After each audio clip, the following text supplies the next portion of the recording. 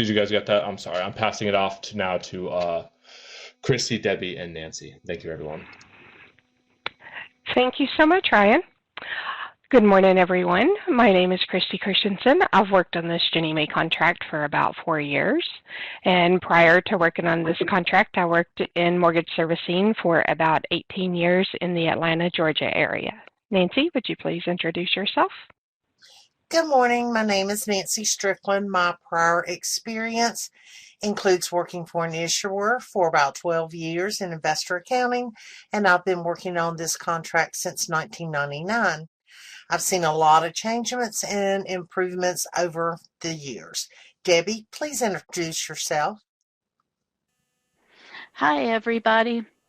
I'm the newest member of Ginnie Mae Issuer Support Team, just a few months here. Previously, I was in investor reporting for 15 years in the Kansas City area. I will now turn it over to Christy. Thank you so much, ladies. Well, we will just go right ahead and dive in. Let's use some of the tools that Ryan just talked about. Would you please raise your hand if you are new to the Ginnie Mae program?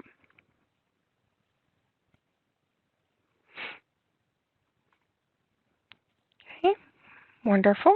Seeing quite a few hands. That's awesome. Thank you. Ryan, please clear the hands. And if you would also turn on the annotation bar for me, Ryan. Thank you. Do you have experience with Ginnie Mae reporting? If you are brand new, if you would use one of the stickers and place a cross on the left side of the screen. If you have more than a year of experience, would you please place a check on the right side of the screen?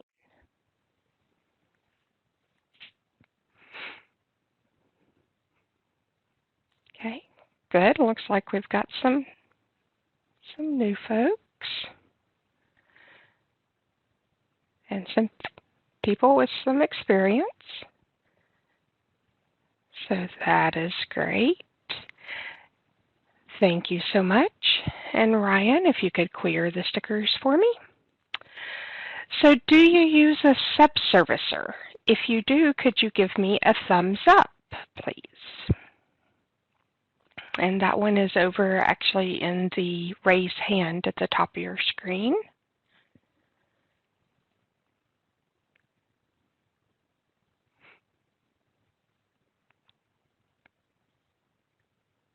Okay, I'm seeing a few green thumbs.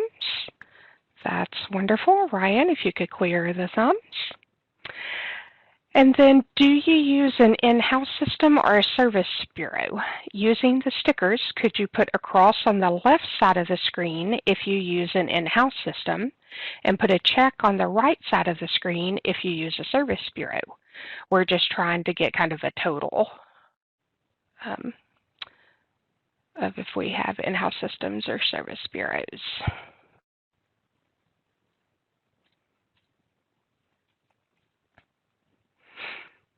Okay, so it looks like we've got one that's using a service bureau and pretty much everyone's using an in-house system. Thank you very much. And Ryan, if you could turn off the annotation bar, please. Thank you.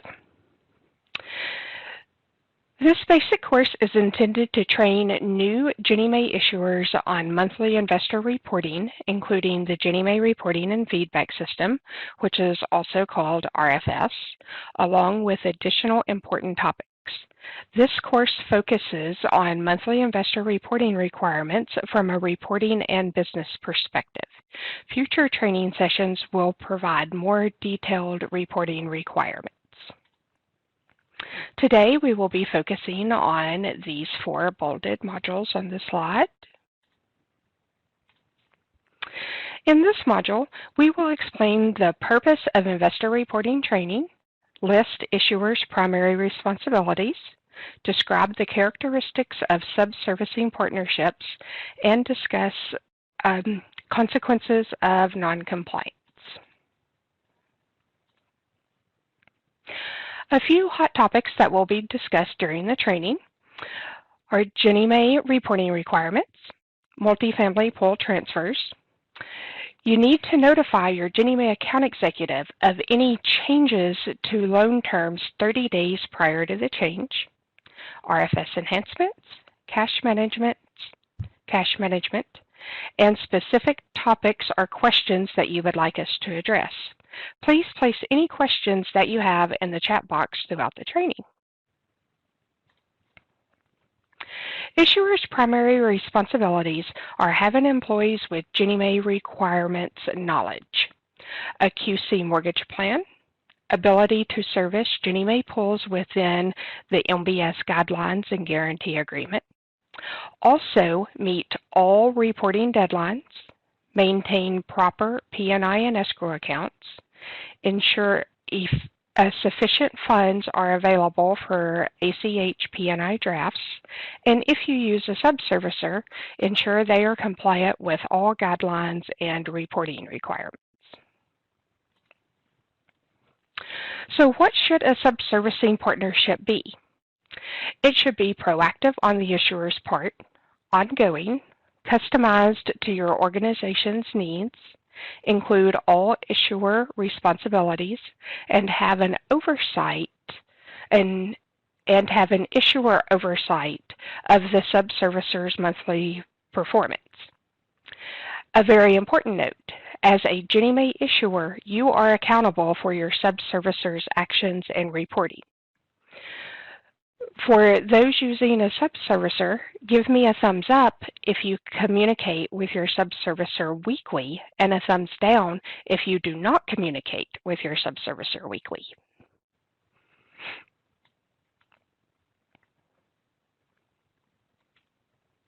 Great.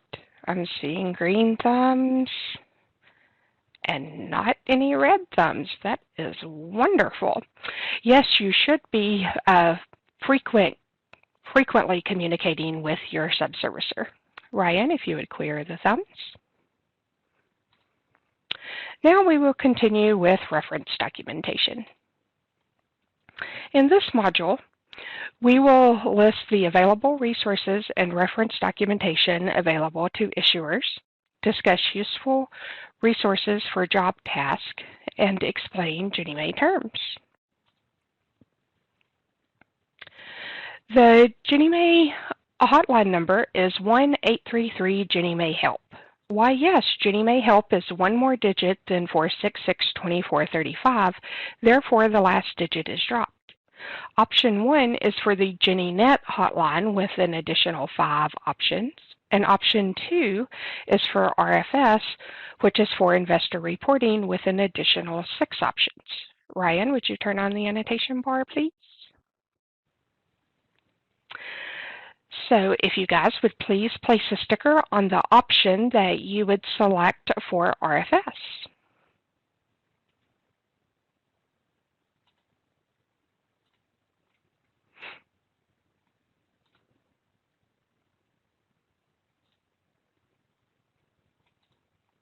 Wonderful.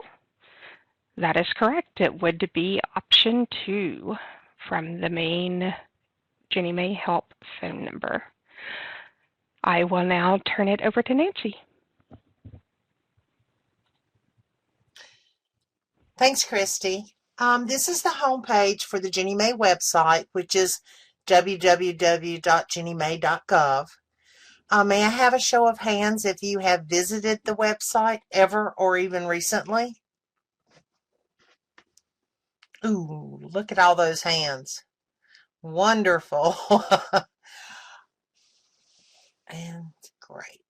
Looks like most of the people have visited or is using the website. That's wonderful. Ryan, can you clear the hands? The website has a ton of useful information. It provides bulletins on the latest news, links to program guidelines such as the MBS guide and the different sections of the guide, APM, notes and news, and issuer tools such as the pool dates calendar. Just above the picture are navigation tabs where you select the topic you would like to view. It's issuers, investors, disclosure, newsroom, and about us. At the bottom of every page of the website, there is a box to enter your email address if you would like to subscribe to notices and bulletins for several subscriptions such as APM, notes and news, training announcements, outreach calls. I received the multifamily training subscription email on November 21st that notified us that this was upcoming training and for issuers to go ahead and sign up for it. If you do decide to subscribe, please review the site every couple of months to see if any additional changes to if any of the categories, new categories have been added or changes to any of the categories.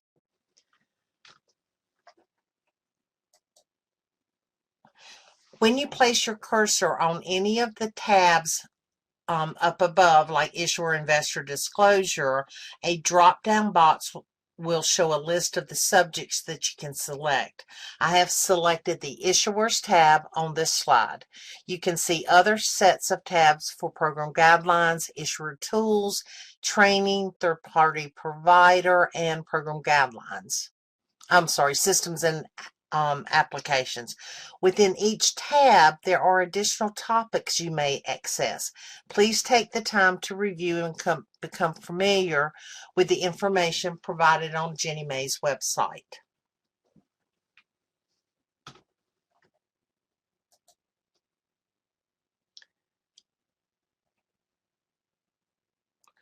Okay.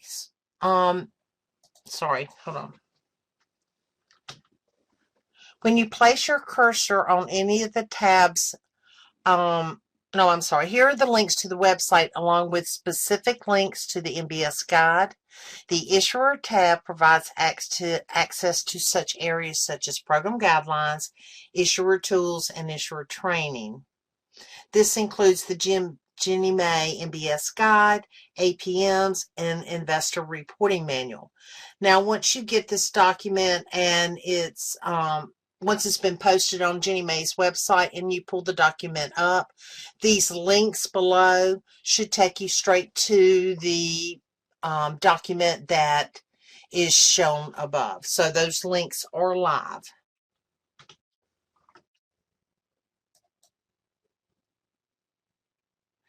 The Ginnie Mae Guide provides specific information concerning each program type. Specific to multifamily is Chapter 31, project loan pools, and Chapter 32, construction loan pools.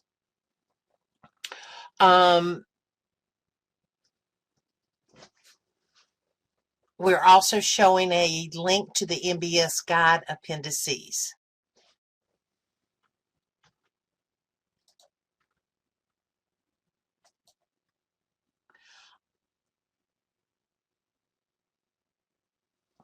The guide appendices are the instructions for certain forms that Ginnie Mae requires for pool administration.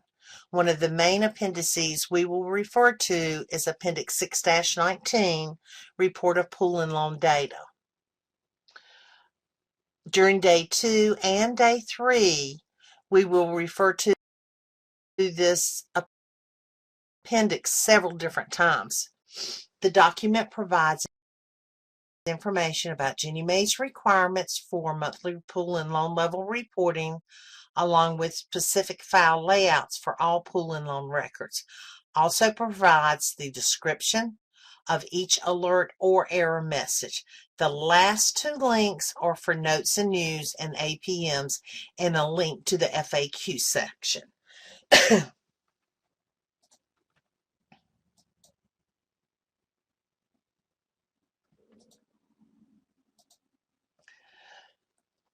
This is a short list of some of the Ginnie Mae terms used that are sometimes confusing to issuers.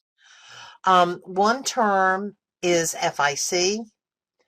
FIC is short for Fixed Installment Control, also known as your P&I payment. Many issuers use the term P&I payment.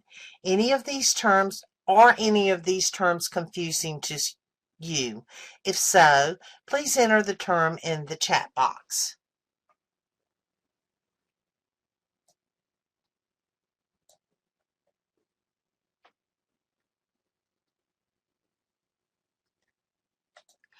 Okay, I don't see any responses, so I'm going to go ahead and turn this back over to Christy. Thank you. Thank you so much, Nancy. The next section is RFS reporting timelines. In this module, we will cover RFS reporting deadlines for pools and loans, describe the sequence of actions within the timeline, including deadline of reporting pool and loan data, and also discuss when critical exceptions must be cleared. For each pool and loan package, issuers must submit 100% of their monthly pool and loan data by close of business, which is 7 p.m. Eastern Time on the second business day. Here we have a snapshot of important dates, which will be explained in more detail on the next slide. A quick story. A few months ago, we had an issuer who failed to report 100% of their pool and loan data. Therefore, they were missing a pool and a loan. They were reported to Ginnie Mae as missing the 7 p.m. Eastern Time second business day deadline, which may result in a monetary penalty from Ginnie Mae.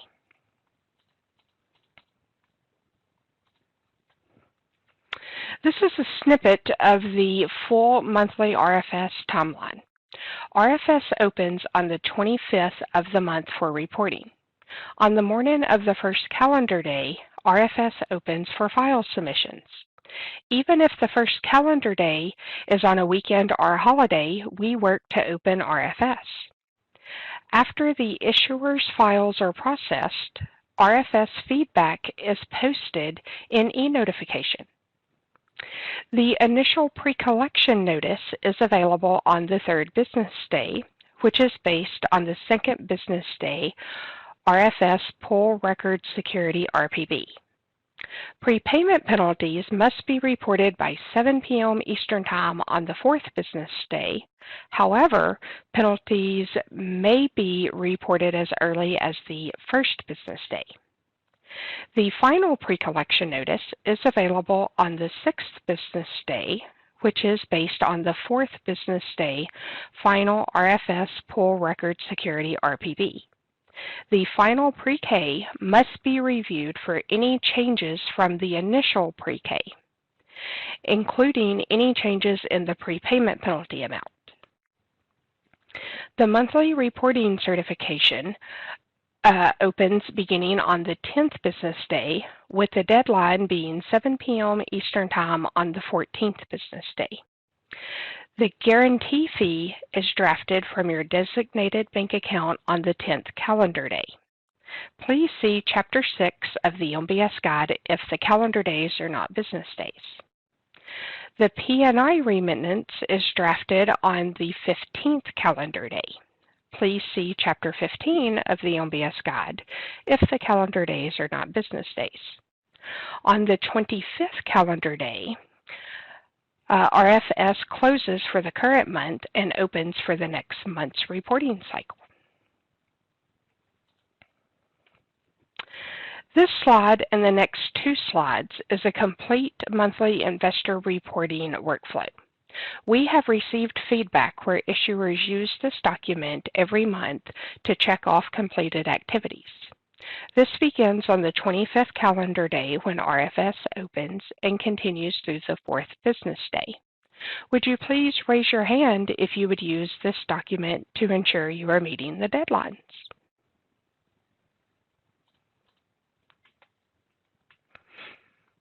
Oh wow, look at all those hands.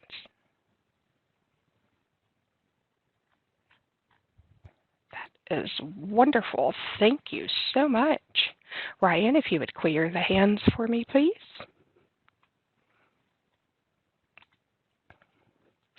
So this shows the fifth business day through the 15th calendar day of the month. And this shows the 25th calendar day when RFS closes, and a few monthly, quarterly, and annual items, which we will be reviewing throughout the training. Ryan, would you please post our first polling question?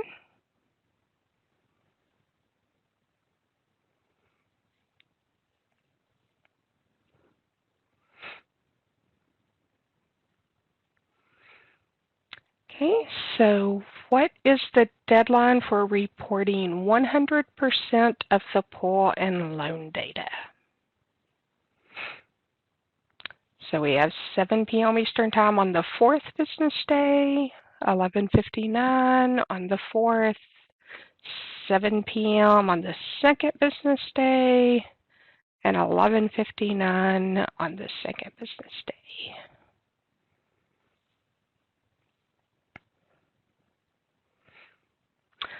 Okay, and while we're giving everyone a chance to vote, I do see a question here. Where can we get the timeline document?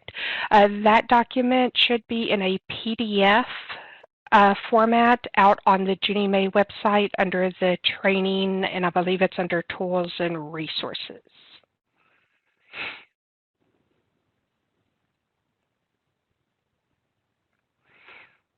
And Ryan, I see a note there from John. Would you be able to reach out to John?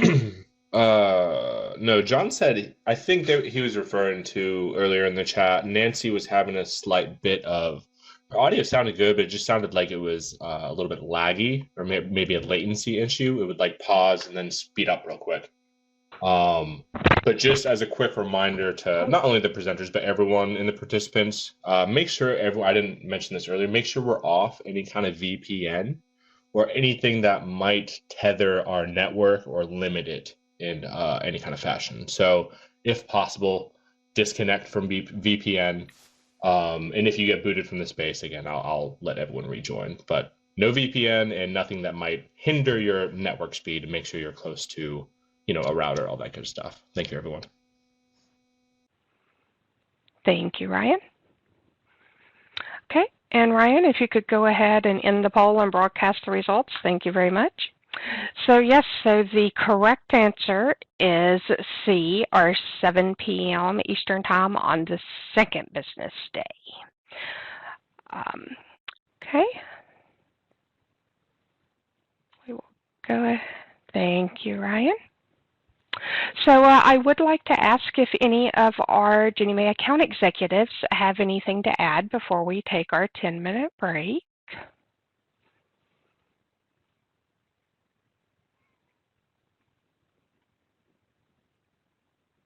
I see Patrick is typing. Okay, nothing to add. Wonderful. Okay, so we will now take a 10-minute break. When we reconvene to continue training, Debbie will be presenting. Ryan, if you could start the 10-minute timer, thank you. So we will return at 10:48. Thank you.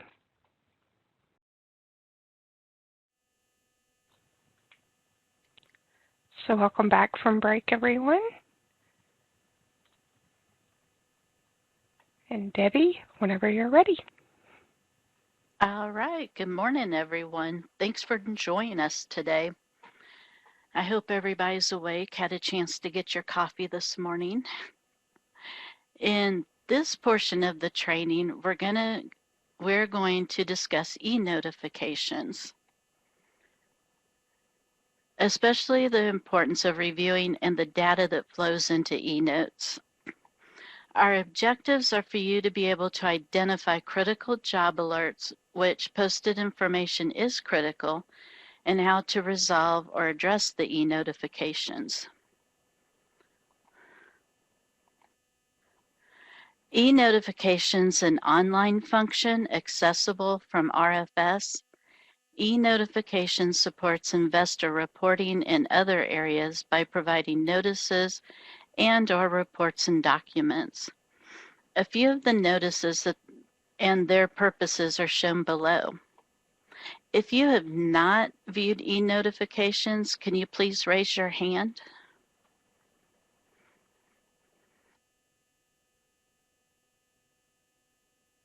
Okay, I see a few hands. I'm glad you guys are with us today. We can go through that for you. And Ryan, if you can clear the hands. The PA acknowledgement will generate to indicate if your file was accepted or rejected. You'll only receive the PA exception feedback if your file was accepted. The pre-collection notice will appear on the third and sixth business day. We have the daily and monthly unique loan IDs. We have suspense notices, letter of credit, notices from Jenny May. We have outreach calls, enhancements in MWX, issuer detail report. This is a recent RFS enhancement. The MWX report generates once a year at issuer's fiscal year end and will remain available in eNotes for 180 days. We've been told that the issuers that have missed important dates now have added reviewing eNotes daily into their job description.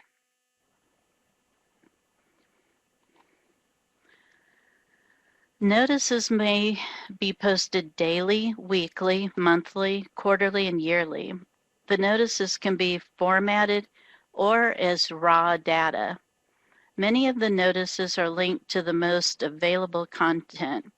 A good example of that is the pre-collection report. The report posts on the third and sixth business day. If you do not pull and save the third business day before the sixth business day is posted, you will not be able to retrieve the third business day notice. The data in the report will now show the sixth business day information.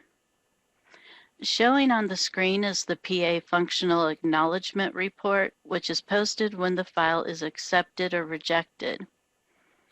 Next notice is the PA Exception Feedback.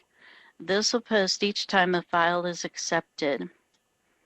If a notice was not saved, you can request the notice by contacting the Jenny May hotline at 833-466-2435, option 2. You'll need to provide the subject or title and the date posted.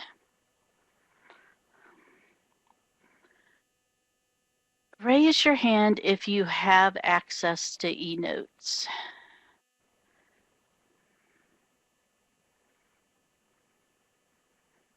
Yay, a lot of people. This is great.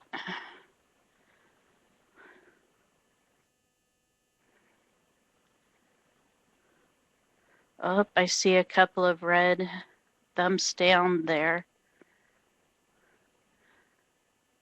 All right, well, hopefully going through this will be a good preview, some help for you, and you'll get access quickly. Ryan, if you could please clear the hands. And you'll see that after you have signed in to Jenny May, you select Tools and then select eNotes.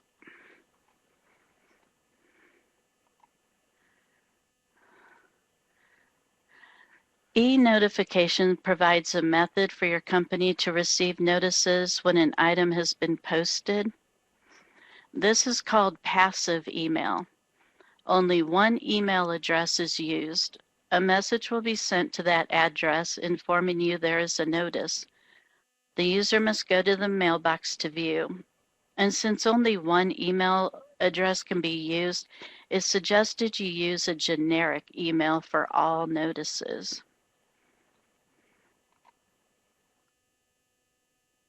Here is a screen print of the e-notification screen. In the chat box, can you tell me why some of the notices are red and some black?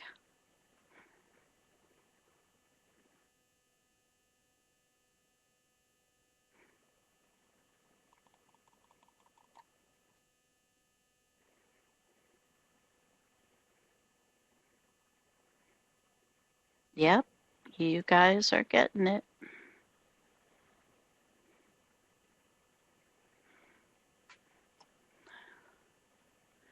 You're exactly right. When the e-notification screen is reviewed, we can tell if you have read the e-note. And the commitment authority is posted daily. This is one of the e-notes that are overwritten daily, along with the pre-collection notice posted on 2/3, the third business day, and on 2/6, the sixth business day. We're going to select the PA functional acknowledgement and then the PA exception feedback notice to open. You'll select the subject you want to open and click on the name. After clicking on the file name, another box will open with a link to the file. Right-click and open the link. File opens in CSV format. At this point, you can save the file as CSV or Excel. The functional acknowledgement report will provide the accept flag or reject flag. If you receive the reject flag, what would you do? And if you could use the chat box for your answer.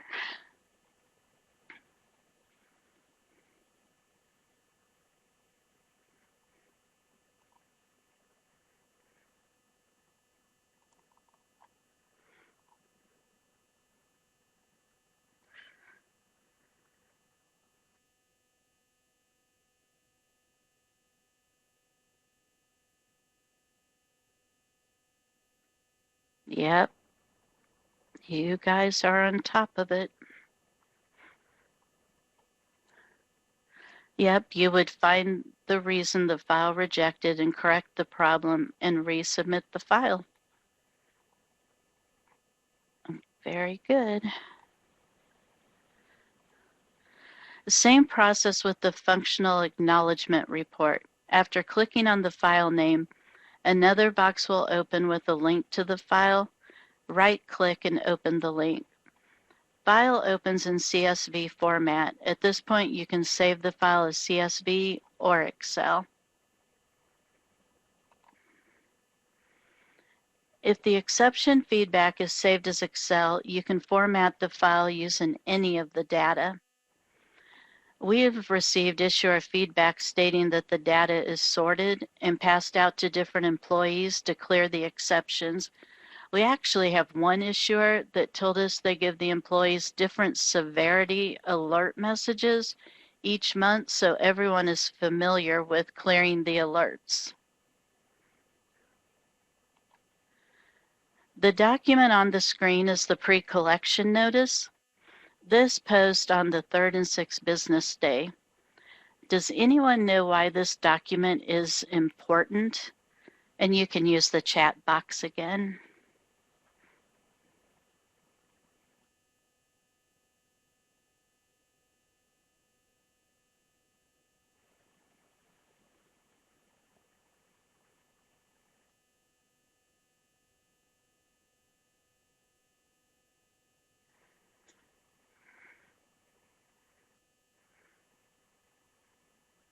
Yep, you guys got it.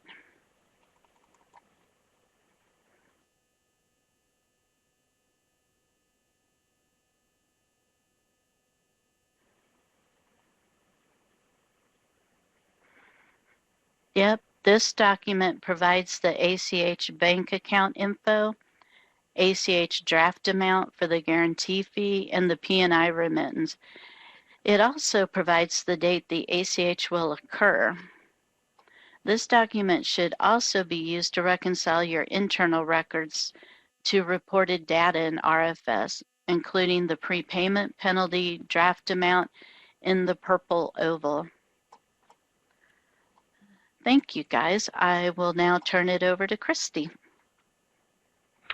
Thank you so much, Debbie.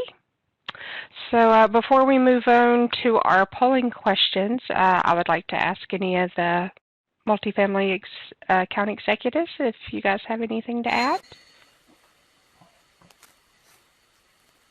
Hey, Christy, thank you. This is Patrick. Hey, Patrick.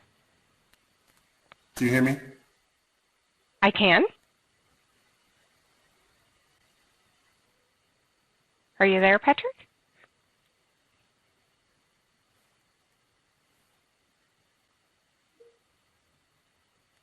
Oh, sorry. I couldn't hear. I didn't know if you could hear me. Sorry about that. I just wanted to go ahead and say really quickly, the pre-collection information that Debbie went over is very critical to the multifamily division to make sure that we make sure that all of our issuers are putting in the proper information. And if you don't go ahead and do that, especially with our prepayments, you get on the naughty list for the multifamily division, and we go ahead and make sure we contact you. But it's also critical to make sure you're looking at this pre-collection notice every month, because it might be an error that you never thought you ever would see, and then next thing you know, the 15th, we're drafting whatever that number is. So you want to make sure you really look through that information. And that's it from me, Christy. I'll turn it back over to you. Thank you, Patrick. And Jennifer, I did see your note that you didn't have anything to add. Wonderful. Thank you guys so much. So Ryan, if we could go ahead and post our next polling question.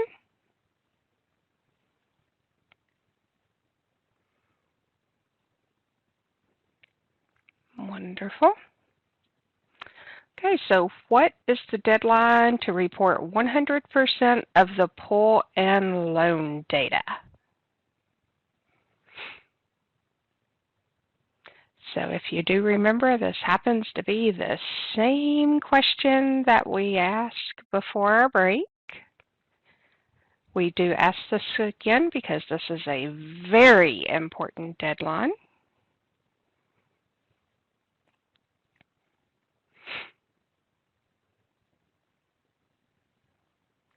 And we'll give it a few more seconds.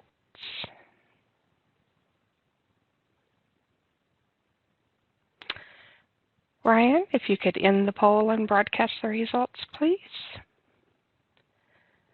Thank you. So it does look like we had 90% people select the correct answer, with that being 7 p.m. Eastern Time on the second business day, which is letter A on this one.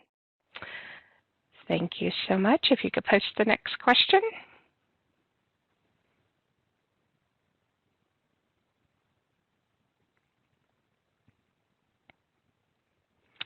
So what is the deadline to clear the critical alerts?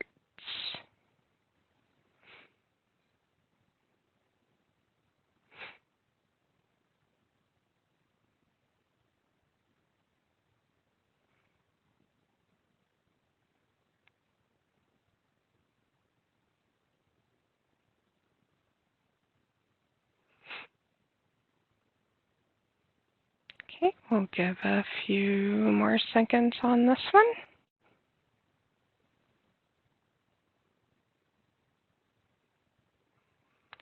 Okay, Ryan, if you could end the poll. Thank you. So it looks like we had 76% to get this one correct. The deadline for clearing the critical alerts, which are the E and the C alerts, would be 7 p.m. Eastern Time on the fourth business day. Okay, if you could post our next question.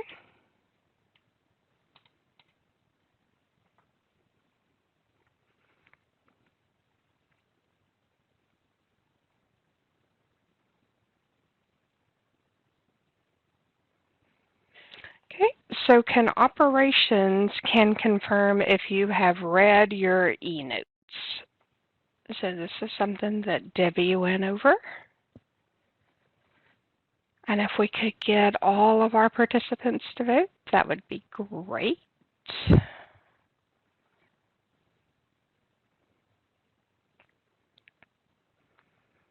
And we'll give it a few more seconds.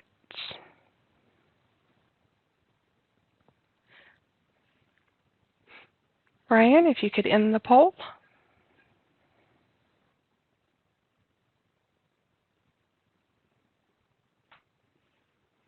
Okay, wonderful. It looks like we had everyone get this one correct, 100%. That is great. And yes, we can tell if you have read your e-notes. And that is just like Debbie talked about, and you guys answered the questions about if they are the color red or black. So we can see that just like you guys can. Okay, if you could close the polling questions, please.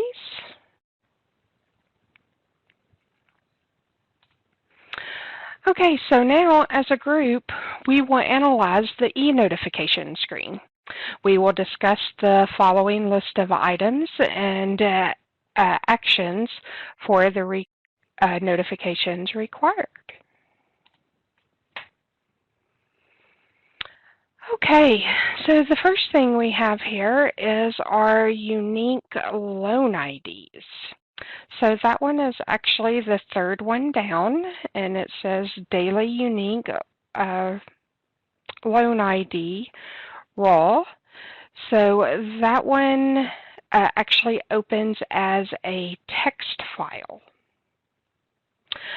So does any of our participants, would you like to unmute yourself and explain what you do with that file?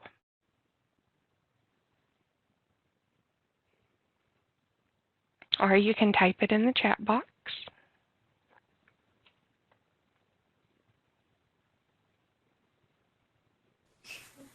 Hi Nancy, it's me, Brian Tom from Great Stone Funding. We check the notification daily for daily unique loan ID raws, and we add that to our database for each specific loan.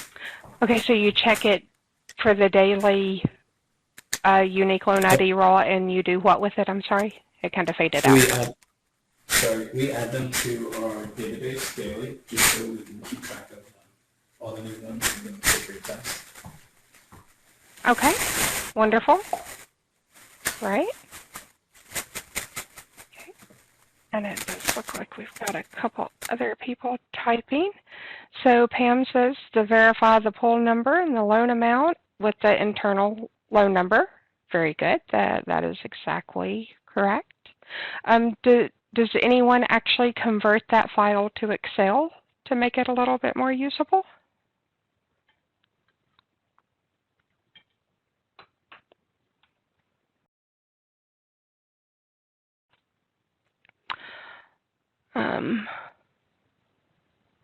Okay, John says, I don't believe I'm able to unmute. You have a program that converts the pre-collection notice to Excel. Wonderful. We get the daily unique loan ID and update your servicing system with the ID so it is included in the monthly reporting file. Excellent.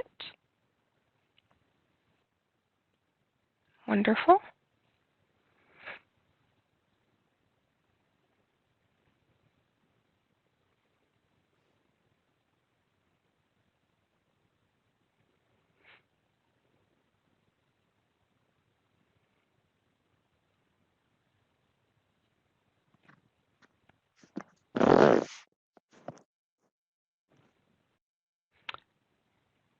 You also have some Excel formulas in the worksheet that split the data in the unique loan ID. That's wonderful. So you're converting it to Excel.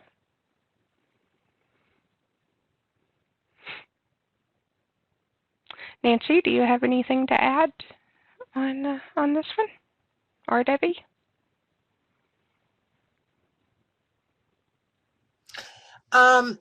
The only thing is sometimes issuers will contact us and say that they did not receive the unique loan IDs. And I think they get them from either their secondary marketing area instead of looking in e-notifications. So a lot of times we've walked them through e-notification to show them where this where the file is, where they can pull the number. So it is out there, it is posted. And at the end of the month, if you have like 4 or 5 pools, you will get a file with all that data on it, not just the one daily unique loan ID. Perfect. Thank you, Nancy.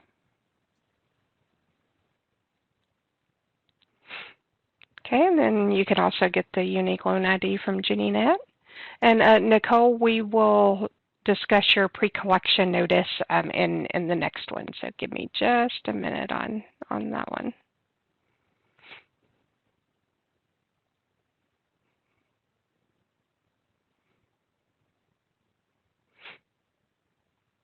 Okay, so we'll move on down to the pre-collection notice. So the pre-collection notice here is toward the bottom of the screen. It can be opened as a PDF in a formatted option or a text file in the raw option. So Nicole is asking, is it possible to convert the pre-collection notice to Excel without a separate special program? I'm new and learning. As far as I know, you would have to take the raw data and export that to Excel. And then you can open the PDF and convert it to Excel via Adobe tool. Okay, that's good to know. If you have that option in Adobe.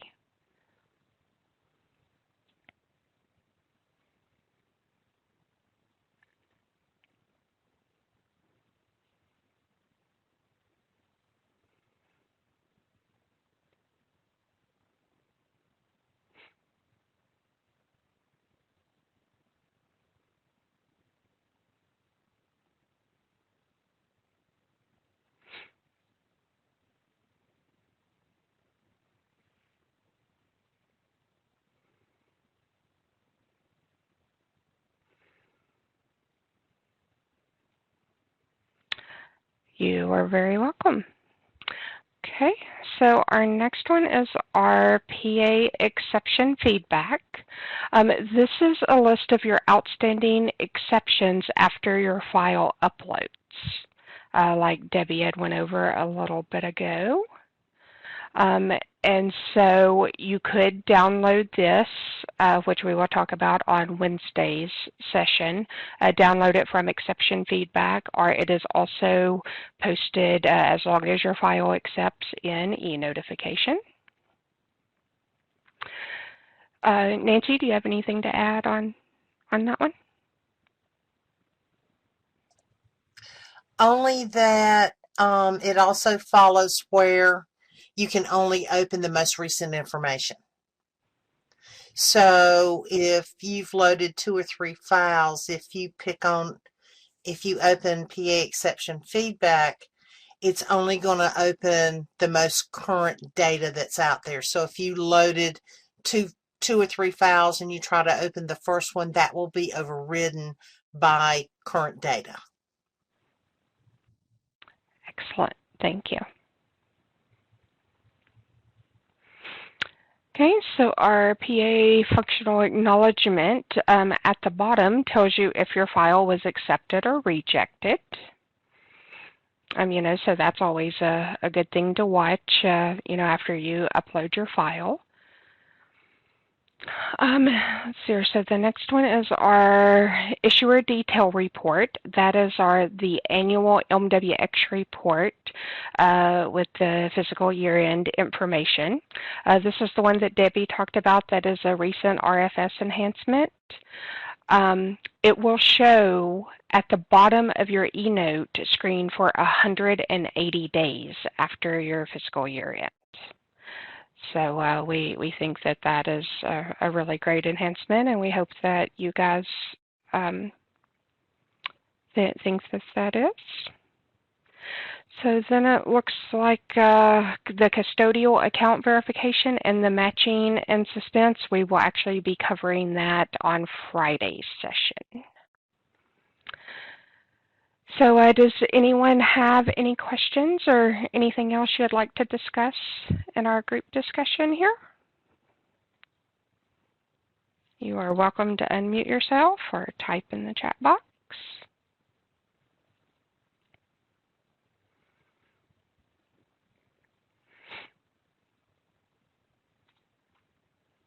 Okay, so then if you have any other questions, at all throughout the training, just please let us know.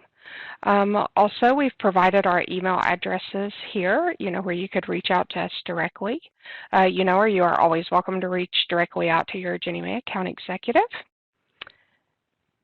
Okay. Cool. So I will now turn it over to Yolanda if no one else has any other questions. Christy, I've got a quick question. Is there Sure. any rhyme or reason as to how the unique loan IDs are generated? Just out of curiosity. So could you repeat the question? You're fading in and out for me. Oh, sorry. Is there any rhyme or reason, or is there any like guidelines as to how the unique IDs were generated? Just out of curiosity. Uh, I am actually not sure about that. As far as I know, Bank of New York Mellon is the one that generates the unique loan IDs. Nancy, do you have anything to add on that? I still could not hear the questions. The question was, is there any rhyme or reason how the Ginnie Mae unique loan IDs are generated? There actually is. They're generated once you issue or submit your data for new pool, new loans, the 11705, 11706, or whatever you do through multifamily PDM or whatever, it generates that number. Now, those numbers are generated in order. So if you, and multifamily probably doesn't see this as much as single family does. If you had a pool of 50 numbers, they are generated in order. They don't miss a number. And then the next person that generates a pool, it picks up from that number and goes on. So it's not just a random number. They're following a list of approved numbers, and then they're generating the report and assigning it to the loan and the pool. So it's not just a random number. It's a set of numbers that are already predisposed to be used for unique loan IDs. Did that answer the question? I believe so. Thank you so much. Yep, thank you. Thank you. Okay, do we have any other questions before we turn it over to Yolanda?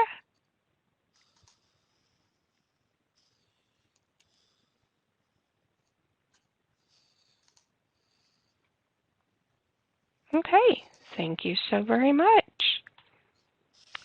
Awesome. Is everyone able to hear me okay? Yes, ma'am. Awesome. Thank you all again for attending today. We hope that this training was beneficial to you as always, and we hope that you all learned something perhaps that you didn't know, or this session served as a refresher of some sort. Again, today's training session was recorded, and in the coming weeks, you'll be able to find both the recording, and perhaps later on this week, you'll also be able to find all of our presentations on Ginnie.gov. I entered the links for both the presentations.